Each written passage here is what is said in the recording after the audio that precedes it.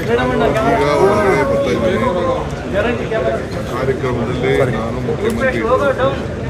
ನಾನು ಮುಖ್ಯಮಂತ್ರಿಗಳು ಇದು ಕಂಪ್ಲೀಟ್ ಮಾಡಿ ಹೋಗಬೇಕು ಅಂತ ಆದೇಶ ಕೊಟ್ಟರು. ಆ ಪ್ರಕಾರ ನಾನು ಕೊನೆವರೆಗೂ ಕೂತಿದ್ದೇನೆ. ಈಗ ನೀವು ತಿಳಿಸ್ತಾ ಇದ್ದೀರಿ, ನಾನು ಜಡ್ಜ್ಮೆಂಟ್ ಏನಿದೆ ಅಂತ ಫಸ್ಟ್ ತಿಳ್ಕೊಳ್ಬೇಕು. ನೀವು ಒಬ್ಬೊಬ್ಬರು ಒಂದೊಂದು ಥರ ಹೇಳಂತ ನಾನು ಕೇಳುತ್ತಾ ಇದ್ದೀನಿ. ಜವಾಬ್ದಾರಿ ಒಂದು, ನಮ್ಮ ಮುಖ್ಯಮಂತ್ರಿಗಳ ಮೇಲೆ ದೊಡ್ಡ ಷಡ್ಯಂತ್ರ, ನನ್ನ ಮೇಲೆ ಹೆಂಗೆ ಮಾಡಿದ್ರು ಬಿಜೆಪಿಯವರು ಮಾಡಿ ಕೇಸ್ ಹಾಕಿ ಜೈಲು ಕಳಿಸಿ, ಏನೋ ಭಗವಂತನ ಕೃಪೆಯಿಂದ ನಾನು ಹೊರಗಡೆ ಬರ್ತಾಯಿದ್ದೀನಿ. ಕೇಸು ಕೂಡ ಅದು ಜೈಲು ಹೋಗಿದ್ದ ಕೇಸು ಕೂಡ ವಜಾ ಆಯಿತು. ನನಗೆ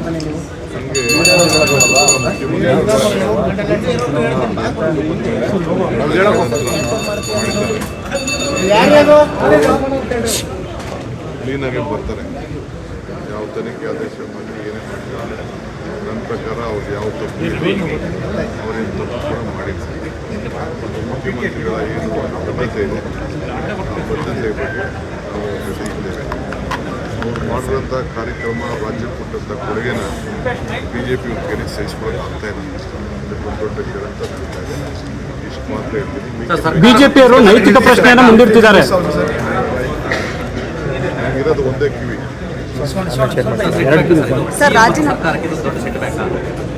ನಾನು ಫಸ್ಟು ನೋಡಿ ಹೇಳ್ತೀನಿ, ಸೆಟ್ ಬ್ಯಾಕ್ ಏನು ಸೆಟ್ ಬ್ಯಾಕ್ ಇದೆ, ತನಿಖೆ ಏನು ನಡೀತದೋ ನಡೀಬೇಕು ಅಂತ ಆದೇಶ ಕೊಟ್ಟಿದ್ದಾರೆ ಅಂತ ನೀವು ಹೇಳ್ತಾ ಇದ್ದೀವಿ.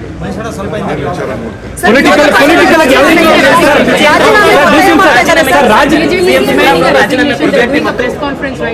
ರಾಜಕೀಯವಾಗಿ ಇದನ್ನು ಯಾವ ರೀತಿ ಹೋರಾಟ ಮಾಡ್ತೀರಾ ಸರ್?